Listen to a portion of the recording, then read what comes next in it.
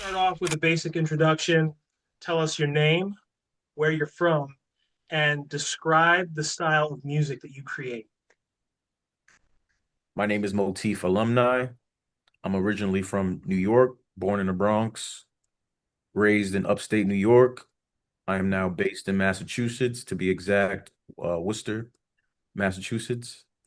And to describe my sound, I would say it's sweet soul with a little bit of grittiness, Yeah. with a flash of like a modern fusion of just, sonics and presentation.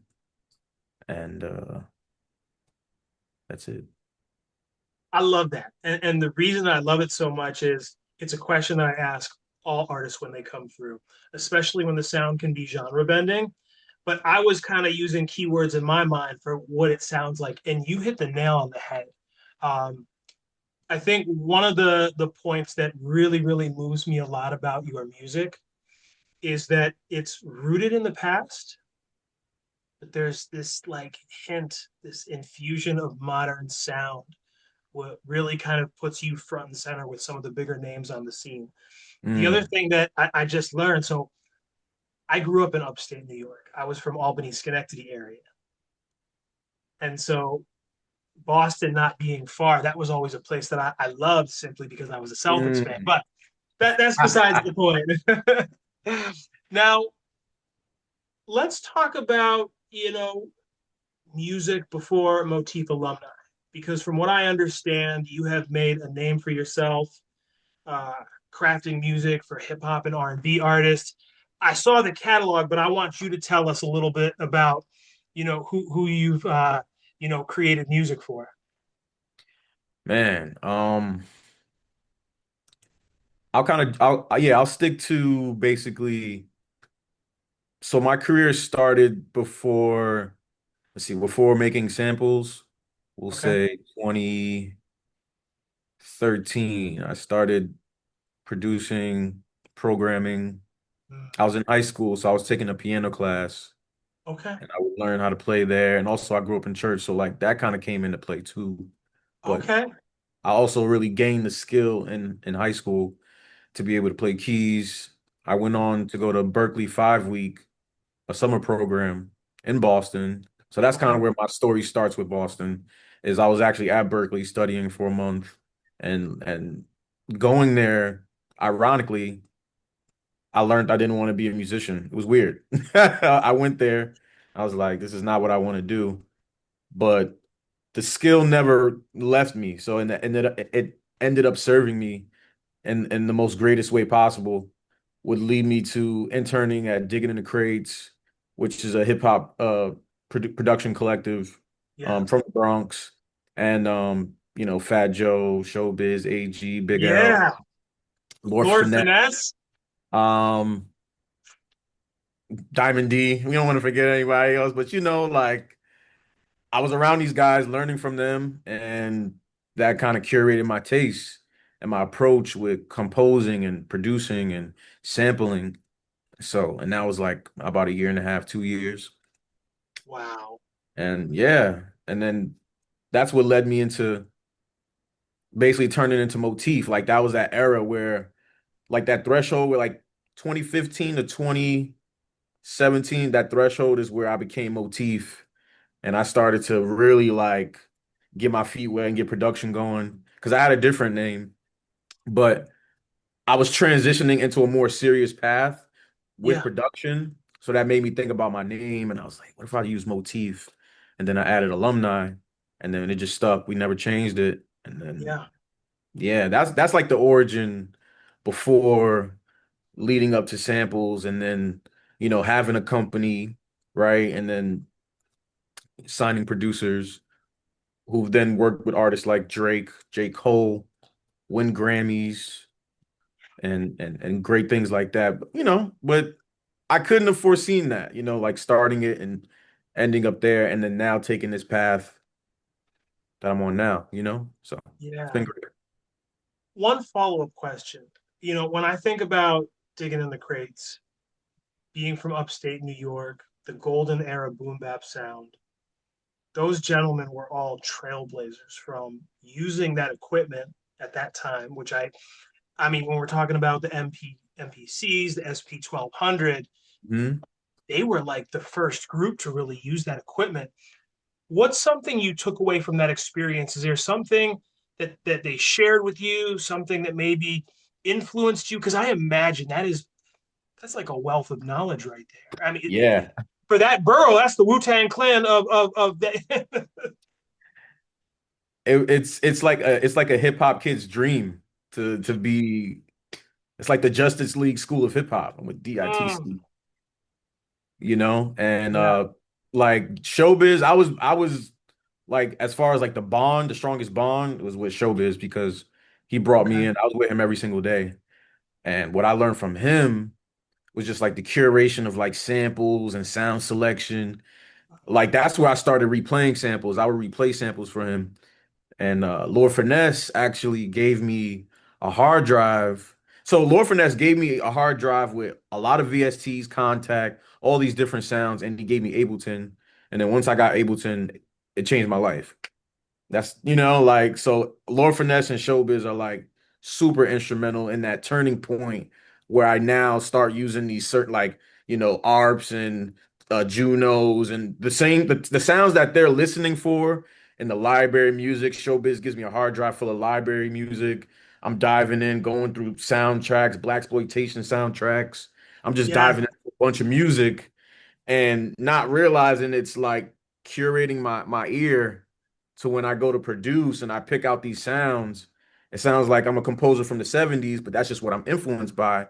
That's what I mhm, resonate with the most. And in the 80s too. Don't, I love yeah, the 80s, of course, but like between those is, the 70s, that's where I kind of like grab all my influences from with like prog rock and jazz fusion and gospel and funk, boogie, R&B and things like that. So yeah. that's I curated my taste. I started to curate my taste being around Mhm. showbiz and Lord Finesse, and that all collided, because it's like we're listening to vinyl, but then Lord Finesse is like we're basically bridging that gap because Lord Finesse, he's more technology forward. So he's bringing that in, and Showbiz is going through records. We're going through records together, and he's showing me loops, like basically just loops, a good groove, showing me like, yo, check this out. Yeah. Simple fundamentals of just like what makes a good sample, what makes something, sampleable to be a record, for someone Yeah. who made like, Sound of the Police and, Soul Clap, and I mean the list goes on, right? Those are Yeah. sampling, grabbing good grooves and bass lines and drums. And that ear for finding that on records is what led me to be able to curate my sound. So that's what I learned from digging in the crates and showbiz. And That's incredible. Yeah. So I often say that as a record collector, it's from the lens of a beat maker.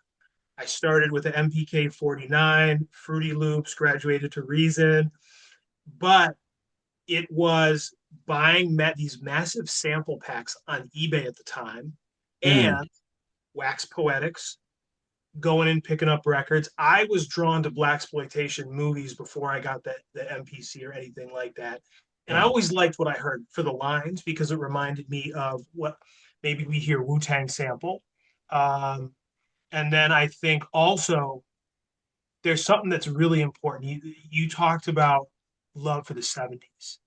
And one thing I really tip my hat to you on is the sound is very authentic and real. I think a lot of people strive to get that older sound, but in getting lost in the sauce, whether it's plugins or thinking you have the ear for it, it doesn't always quite end up sounding that way and feeling that way to the listener.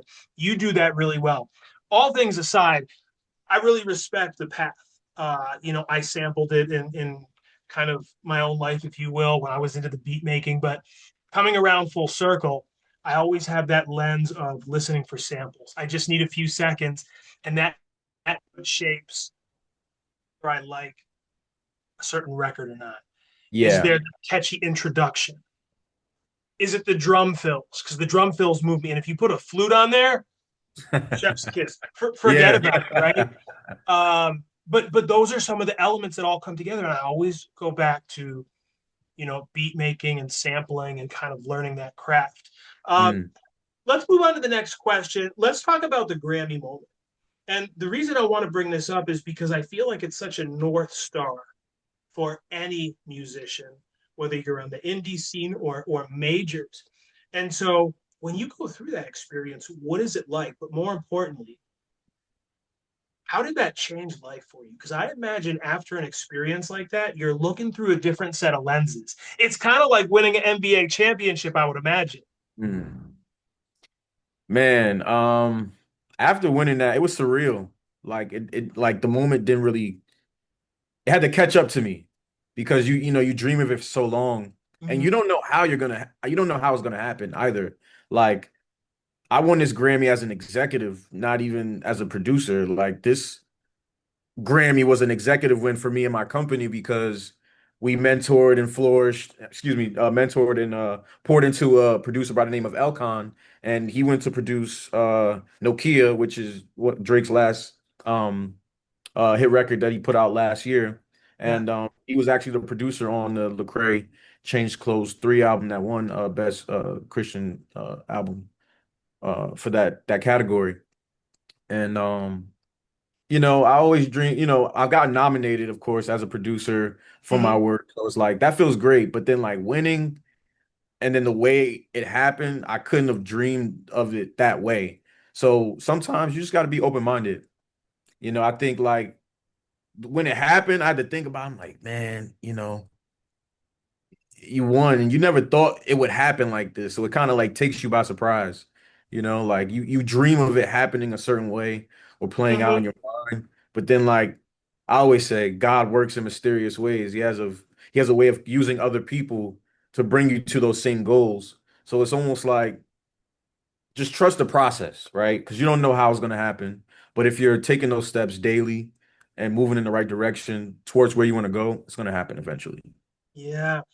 Those are famous last words, trust the process. And this is making me think about, whether it's talking to Rondalis Tandy of the band Dykes, or any of the artists from the past, I'll always say, did you ever think that in 2026, people would be going crazy for your records to learn about your past experiences? And they always say no. With this Mm. particular record, prior to winning, did you have a feeling like, I think this is one of those, or was that even kind of a pleasant surprise? Yeah, it was just a total shock. Like a surprise and a shock because like Yeah. what? Huh? Wow. Okay. Mm, All right. Like you can't write the book. You got to just play out whatever's written. And I feel like that's in God's hands.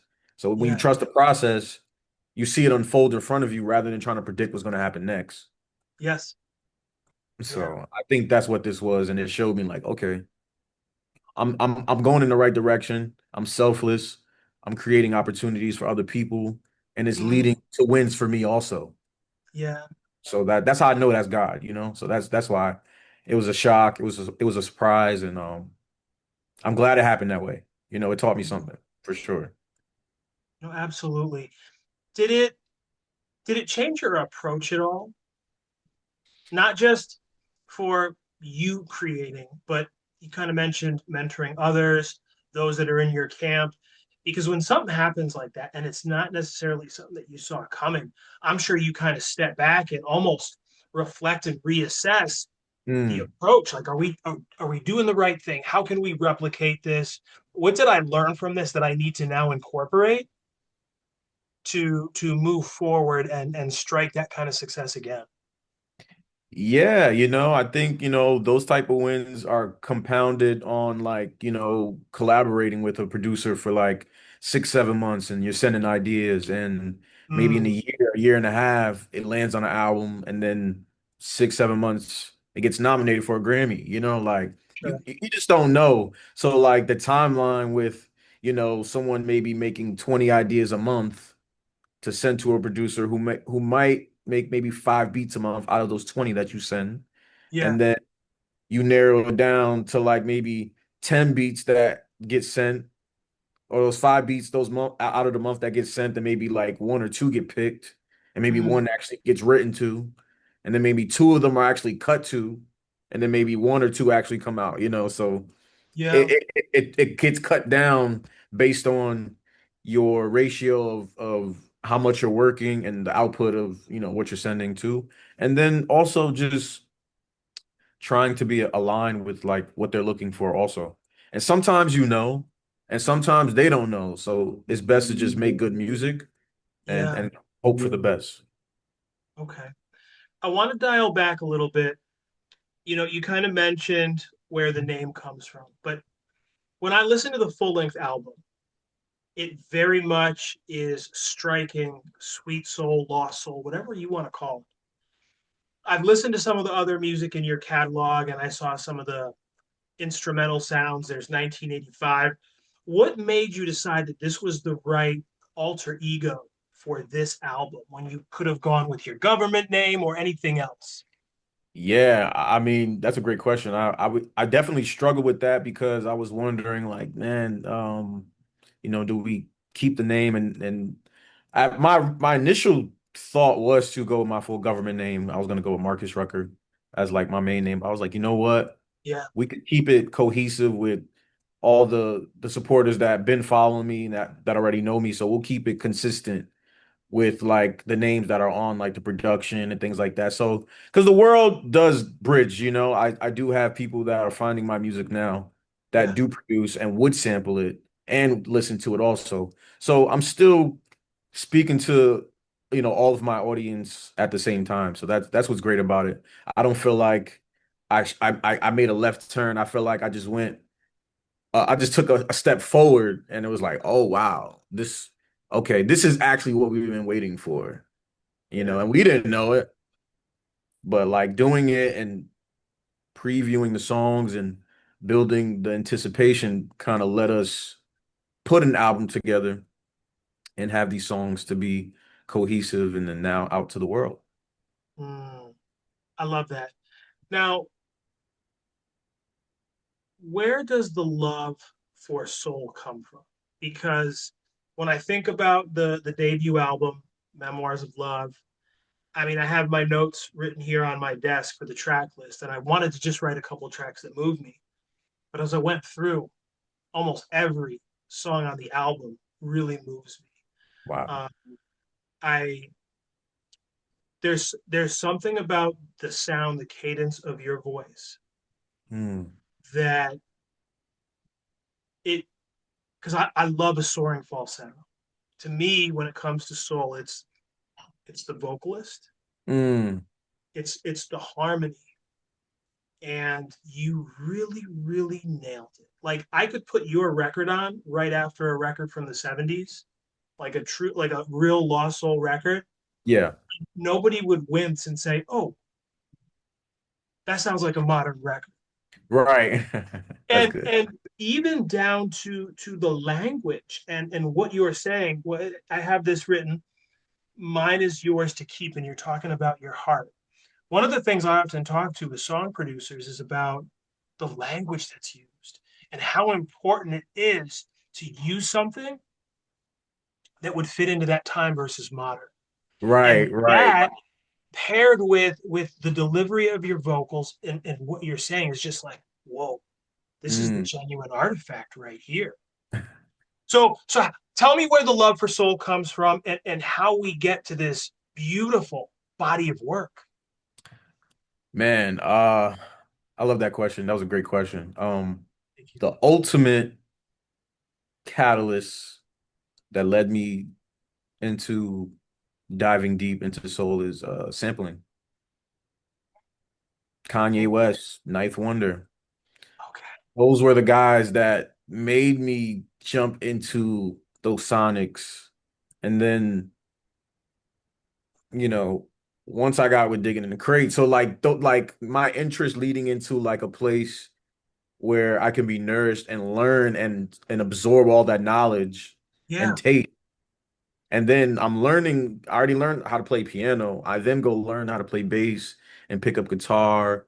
And I'm, refining my mixing skills and, my sound design skills because I'm making samples now, right? Yeah. So like it's about making it sound like a record. So I spent the Mm. last 6 years refining how to get closer to that sound. And I'm gonna be honest with you, I'm not satisfied. I'm Okay. not satisfied. I feel like I could go even deeper, and I feel like I will. I'm just taking my time. Yeah. But this is compared to the last 5, 6, 7 years, this is peak right now. So for it to hit this way, when I did it and I figured it out, I was like, whoa, what did I just do? Like, did I like the Sonics, something just clicked. I think it might have been like, plugins. You know what? I started researching hardware they used back in those times, and I tried to find plugins that either were the same hardware Yeah. sound or emulation, Mm. and then I'll find the best way and use other things to like dirty it up and give it that grittiness. That's something that I pride my sound on because it's clean, but it's not too clean. It's right in the middle. It's like it's Yeah. it's literally how you would expect to hear it coming from the 70s, but I found a modern way to do it in 2026. It's very much like if we found a box of dead stock 45s that had never been played before. They're in mint condition, and we put it on the deck. That's kind of what it sounds like, which is crazy. The other thing, I so when I think of soul, we talked about sweet. There's northern, there's deep, and there's other subgenres. But all of these cuts are what I like to call dramatic soul. You got the Mm, strings in there. You got the brothers in the background doing their thing, right? right, Bringing right, in the right. vocalist. But every track feels like it goes together. This isn't like, ooh, he made a sweet soul cut here. Up, there's up tempo. No, no, no. I don't even think we really get up tempo on this album at all. This collection of work is very much rooted in true dramatic soul. Mm. That that the only thing missing is like probably a baby blue three-piece suit. If you would have had that on the album cover, it would have been a wrap. It would have been a wrap. That's a Just great color, by the way. That's a great color. next time on the next album cover. Um, what inspired this though, man? From the pen to the instrumentation. Um, I mean, I think Loveland might be one of my favorite cuts. Mm. When that hook comes up, I'm melting. I'm melting. I have a great story for that song. Let me Actually, let you talk though, because yeah, I no, keep this is posting great. about the record. Um, just give me the inspiration behind it. I love to know kind of the details of what went into the recording process, because you talked about not being satisfied, and I think to myself, my God, that might be some of the symptoms there of like imposter syndrome, because here you are the producer, but you're also the artist. How do you come to peace? Well, it's not just me. I have Cass, of course. So me and him are listening to the music together. He's giving his input. We're going back and forth on it, trying to figure out what's best for it, obviously. And that always helps. But in the process of like, making these records, like especially Loveland, like I was in LA. I wasn't even in my studio. I was at my sister's apartment, in K-Town. And I just had my mic. I didn't have like my bass and guitar yet, but I had like a MIDI keyboard. I was able to lay the chords, do the lead, and I cut that hook there. It took me 7 months to write the verse, even though it was one verse. Well, It took me 7 months to write that verse.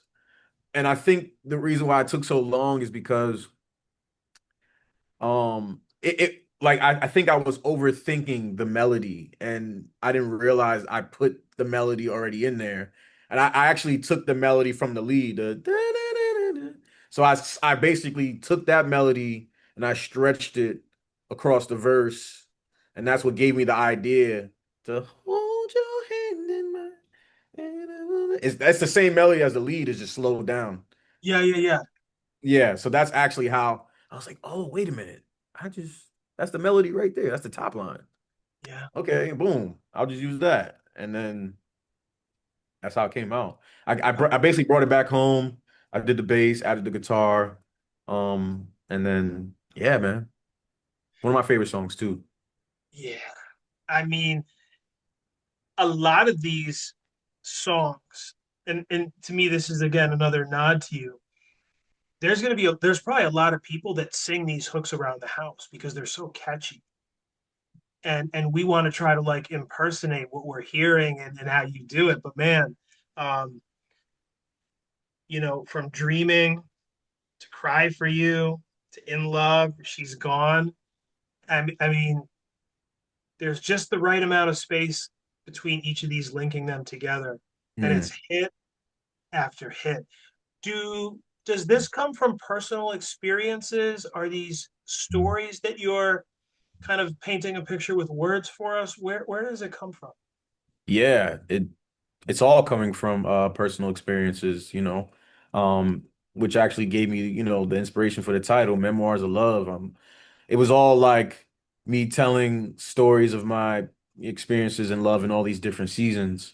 Mm, And I found a way to just talk about it that felt right to me yeah, and, universal at the same time. Like I was telling my story, but I felt like anyone could put themselves in my shoes. And, I think that's the coolest thing about it is how people interpret the songs for themselves and meaning for themselves and things like that. I think that makes it the coolest, for sure. yeah. And yeah, yeah, that's man, definitely a lot of life and you know, my story, my friend's story, family story, like putting it all together and it being memoirs of love. Are there any moments during the recording process that stand out to you, something you keep close to heart? I love this question because I think that as fans, we see the tip of the iceberg. We see this right here. We know the song titles, but we have no idea that you spent 7 months writing a verse. So I always love to kind of take a pause to really dig in and what's the moment, the memory that you really think about when it comes to this album? Uh, the first song that I made was In Time. That was the first song that I made. Okay. That's the first song that I made on the album.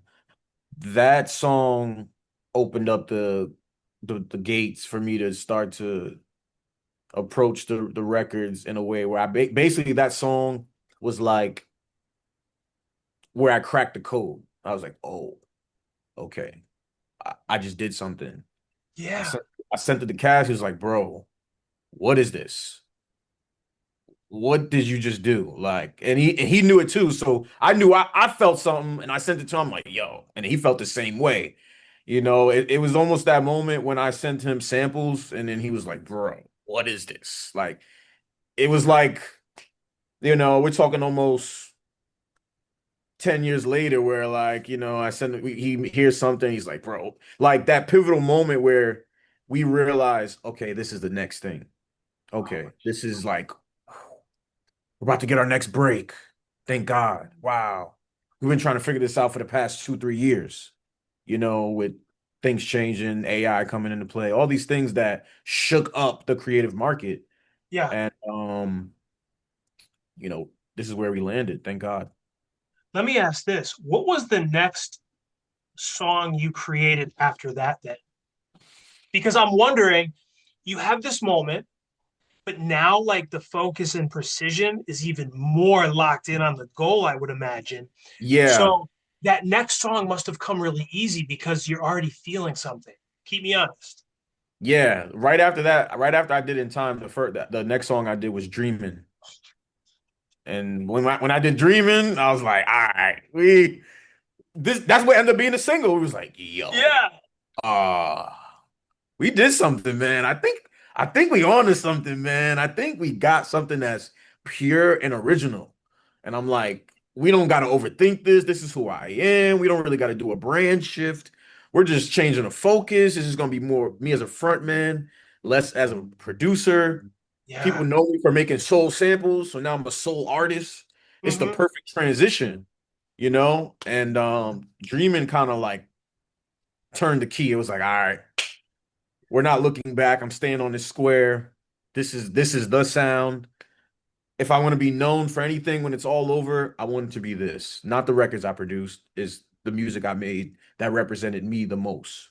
I feel Hmm. like when people look at my production catalog, you can see remnants of my DNA, but it's like all over the place. It's camouflage. You don't really like I'm there, but I'm almost hidden because I'm blending into these different worlds rather Yeah, than, now I have a definitive world where you think of Motif Alumni, you're thinking of soul music. You thinking yeah, of the 70s, you thinking of vintage, retro. yeah. Um, it all hits now because I've been building that consistency consistently for the past 8 months. So Mhm.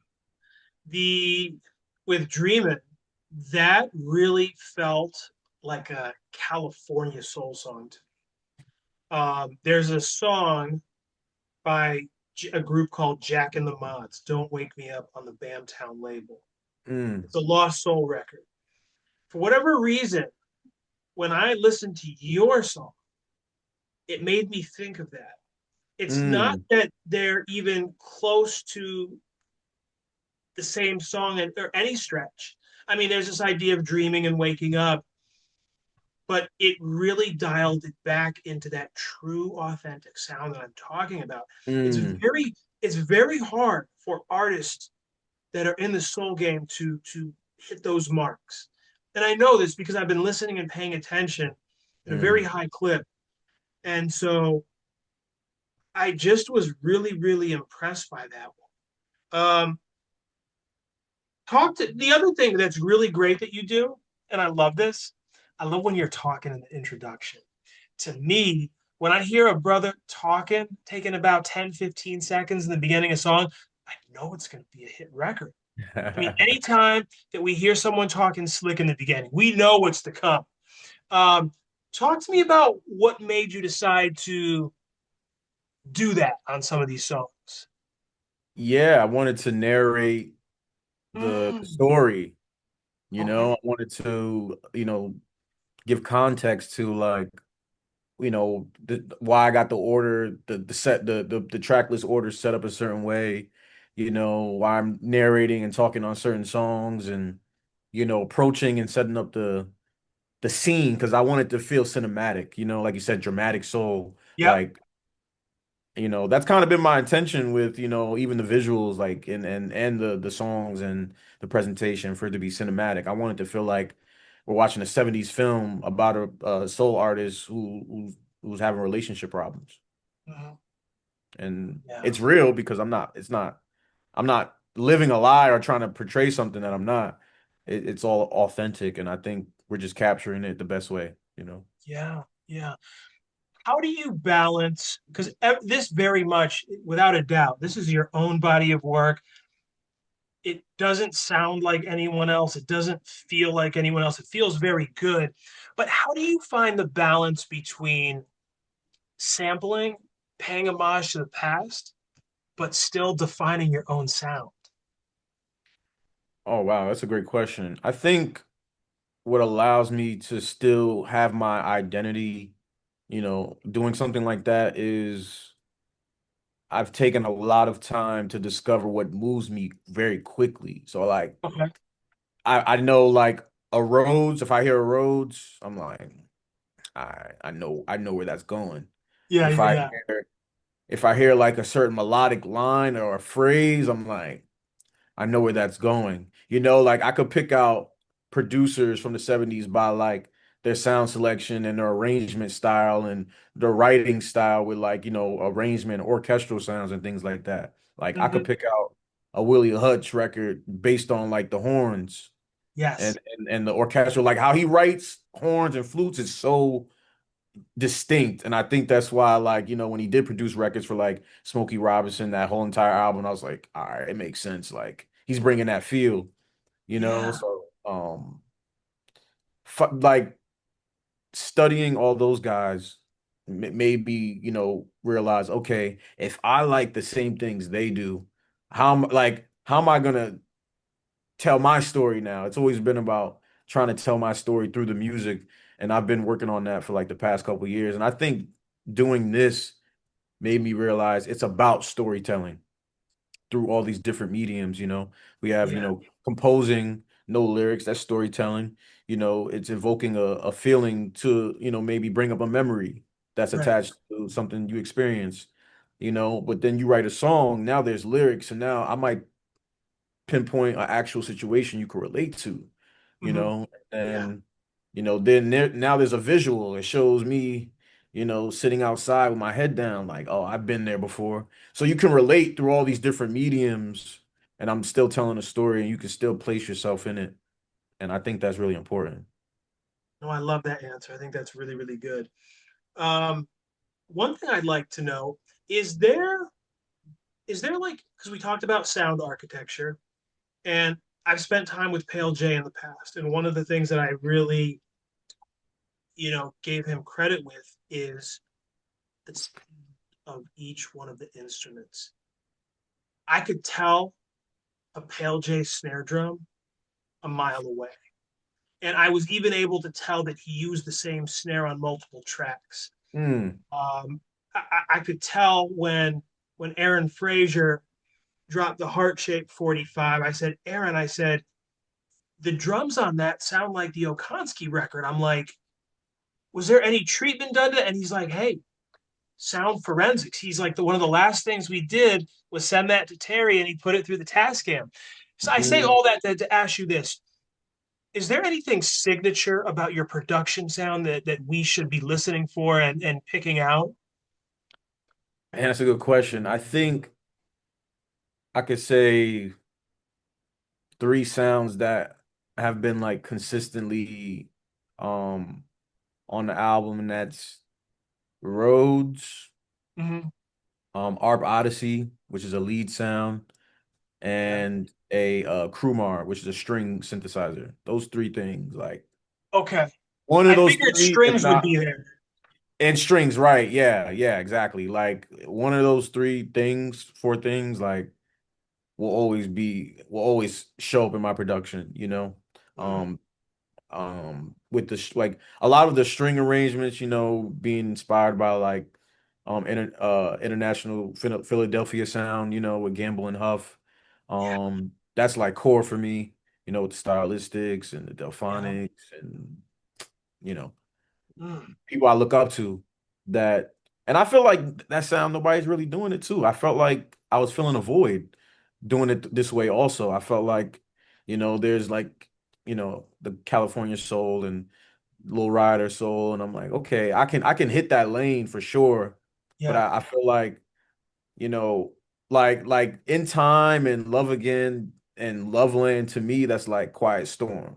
To me, personally, I Okay. consider that Quiet Storm because um that era too I'm also inspired by. So I always figured it was like relevant to like Teddy Pendergrass and Marvin Gaye and things like that. Cause I pull from those inspirations too. I feel like Yeah. I'm a blend of, Smokey and Marvin and all these other guys that kind of like blend in. And then, Blue Magic, of course, Ted Wizard Mills, like that's core DNA too. Yeah. Temperies, Black Ivory, core DNA, like sonically, lyrically, um, just the way they set it up. I'm inspired by all of it. I love you. Thank you for sharing that. And another compliment, I can't tell you enough how brave you are to have so much trust in this style of sound. You could have said, I'm going to make this kind of record, and then we're going to put one of these on, and then we're going to do something for the radio. But I don't believe you did this on that. And I think that in today's climate, as an independent artist recording music, you're thinking about other things like sync licenses, and we got to have the radio track. We got to have the dance floor group. But no, no, no, no, Hmm. no.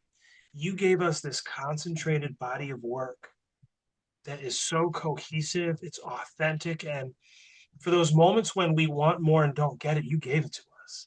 Hmm. So I really, really tip my hat to you. I mean, this is absolutely an instant classic. I think I called it a Waxvillain topic for 2026. I wish we got more 45s from you.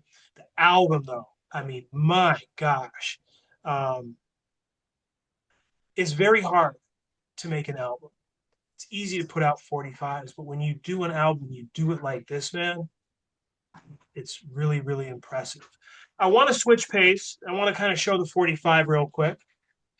But what I really want to focus on with this next question is talk to us about Holy Grail Records, because that was Yes. the label that you dropped the debut on, and we have the 45 on. Give us the background on that. What should we look out for when we think of Holy Grail? Because it's another player on the scene that I'm telling everybody to get familiar with. Yes, so Holy Grail, um, before putting out Dreaming on 45, um, the company initially started as a passion project to give flowers back to unsung heroes from that time period that made gospel and Okay. soul and things like that. So we were re-releasing music and giving them the opportunity to, experience that glory right now because people are still listening to their music. People are still reselling their music, their vinyl, and they don't know. So when we bring it to the forefront and create an opportunity for it to be celebrated again. And Yeah. not only that, but then also be sampled because we also, Mm. created a sample license for that music also. So we're carrying both sides. Um, we had a we re-released Truth and Devotion, and it was actually sampled by 2 Chainz and Ronald Isley for a documentary for Atlanta. So, Wow. you know, like us re-releasing that and then it getting sampled in 2025, 2026, excuse me, um, it showed like, okay, like it was worth it, like, create setting that up and then creating that credibility with, releasing vinyl and doing re-releases. We said, you know what? Why don't we put Dreaming out through Holy Grail Records, something we built on our own. Why not put it out through there?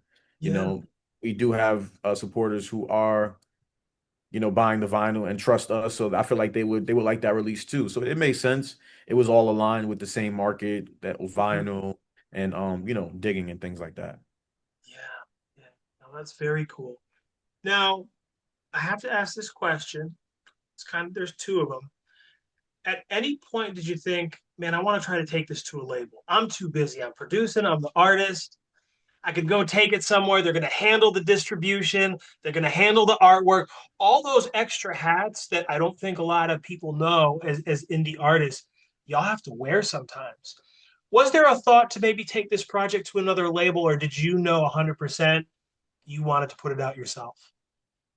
Yeah, I think a label didn't really come into our mind until we actually put out the music and we started to see the response. We're like, okay, like people are rallying behind this.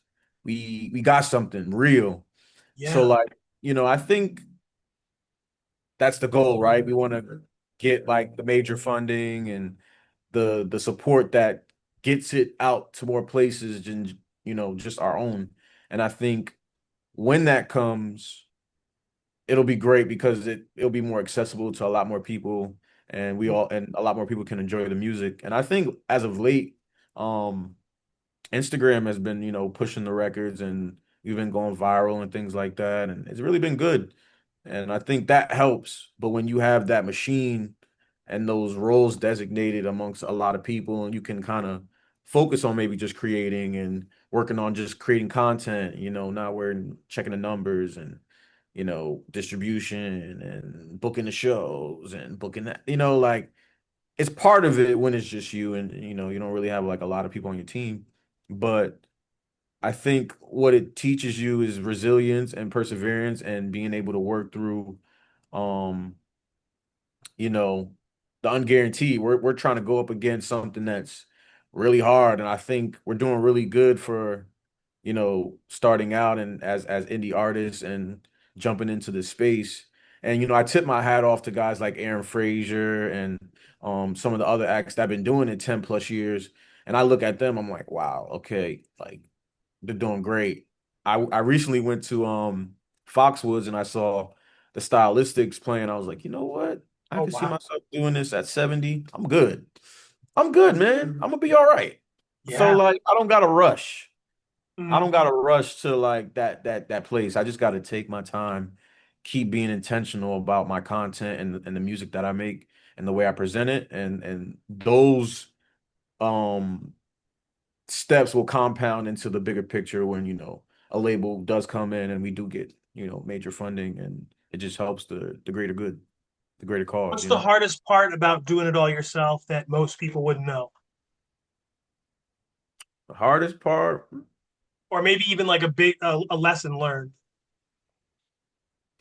man, I think probably the hardest part is like probably like capital, the funding, managing all the money and Mm, trying to live and balance all of it. Grateful enough that we have. We still do industry work. We still get placements, still get sampled and things like that. So yeah, that money helps, publishing checks come, that helps and things like that.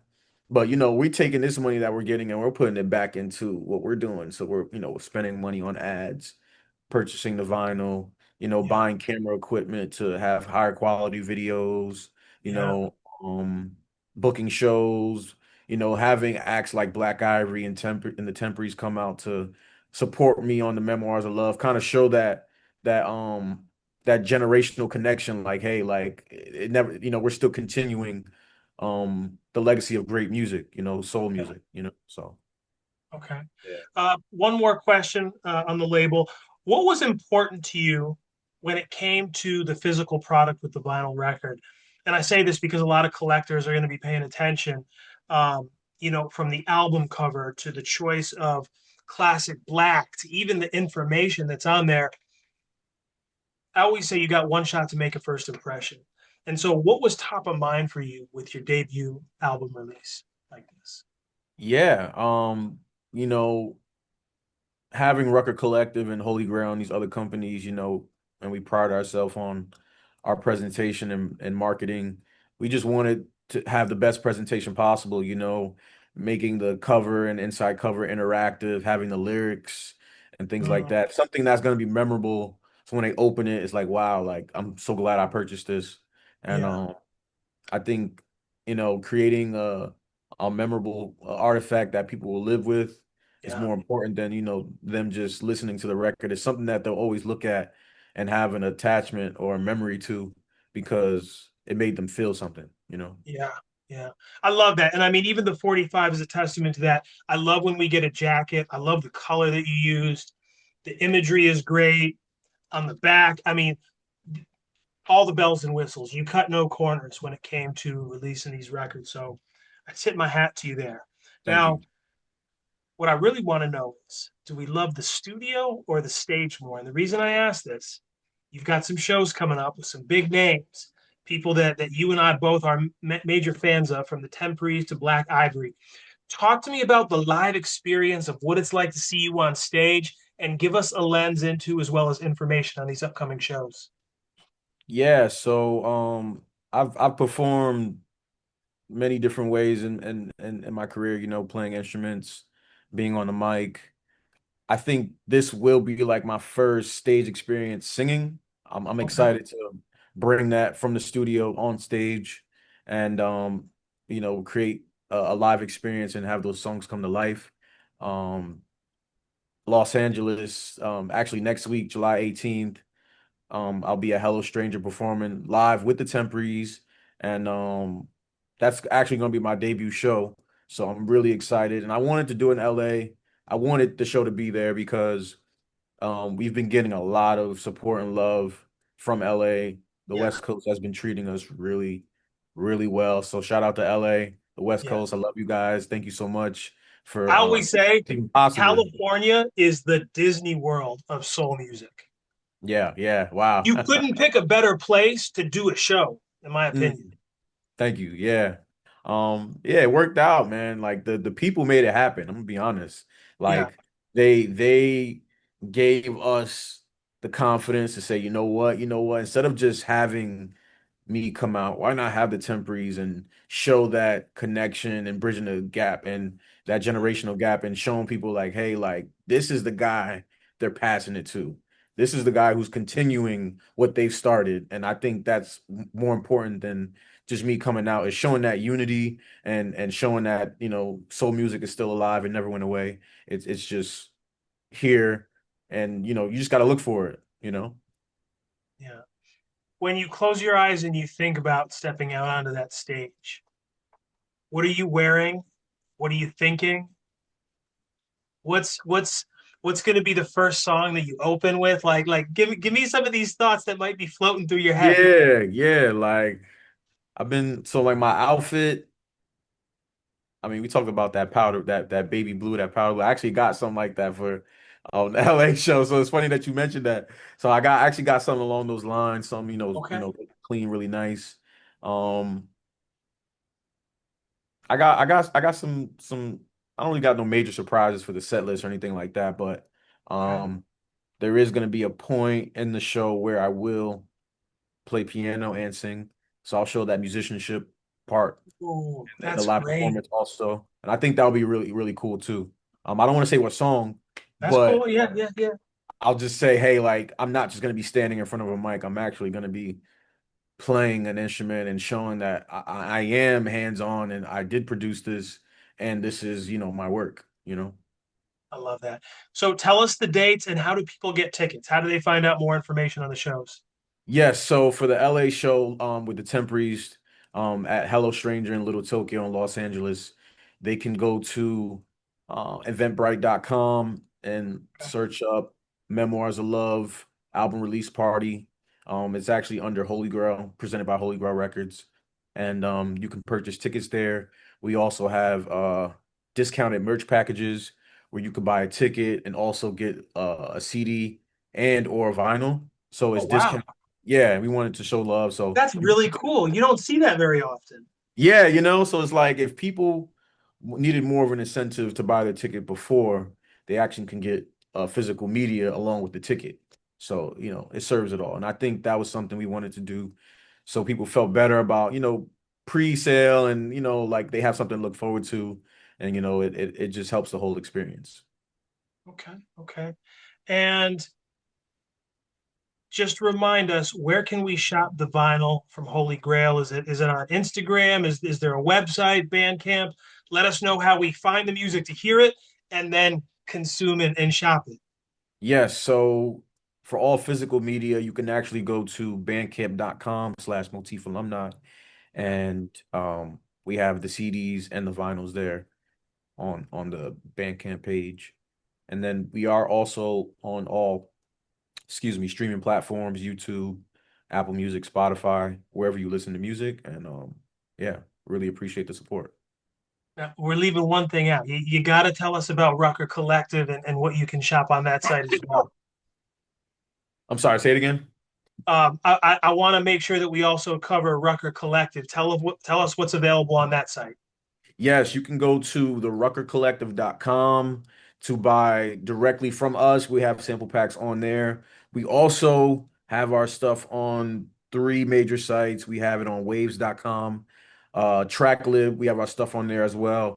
And then the drumbroker.com, we have our library compositions on there as well too.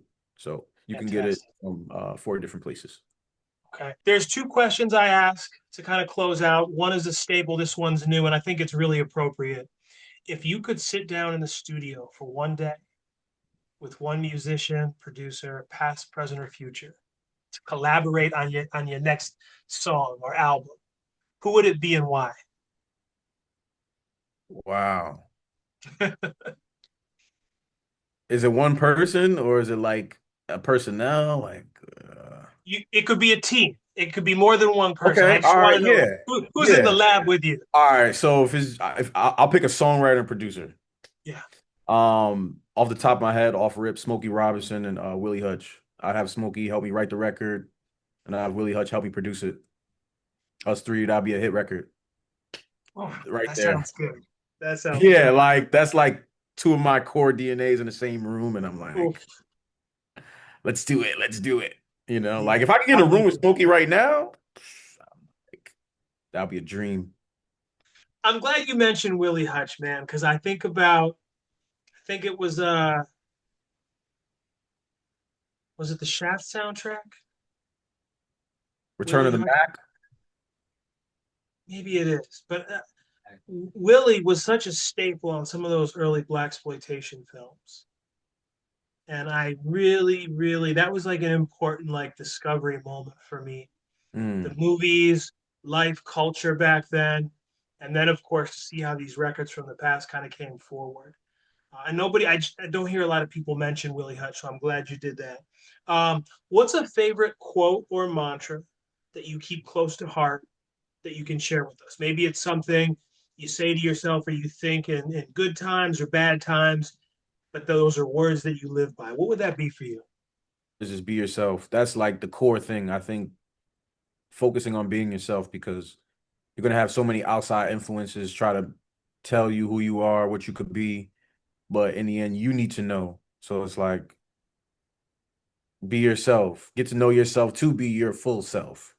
And I think if you can find who you're supposed to be, who you know who you are, to Yeah, be yourself, you can do anything. That's like I feel like that's the key. Once you unlock that true identity of who you are, to have that confidence to sit in your skin and take yeah, up space, yeah, be that's really yourself. cool. I Yeah, love man. that.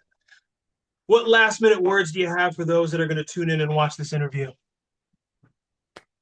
I really appreciate all the love and support. It's been overwhelming. I never could have dreamed of this. I never thought I'd be doing something like this in this capacity, and it makes me very grateful to know that people support my music. You know, like I really feel like I'm taking a risk, and I feel like there's a sea of people catching me and carrying me on this journey, and I'm Yeah, not doing it alone. It really feels like I'm being carried into this space where everyone's like, "We've been waiting on you," and it feels so like feels like home. It feels like home. So I just want to say, from the bottom of my heart, thank you everyone who's purchased a vinyl, reposted a video, commented, shared, told a family member, a friend about my music, and yeah. I don't take it for granted. Thank you so much. I love that, man. I always say when we do things by committee, we go farther faster. And I don't know that there's a better community than the soul community because everything you described, I have observed and experienced as a fan. And Mm, I'm glad that those people have found you. They're embracing the music and carrying it yes. forward because it absolutely deserves to be at the top and celebrated. I can't wait to see what's next from you, brother. But I thank you so much for joining me. I wish you the best of luck at the shows, and I'm sure we'll probably see something across social media. But again, folks, here's the 45. It's across all streaming platforms. Go get the album. Go It's a get that. Waxvillain top pick for 2026. We'll see you.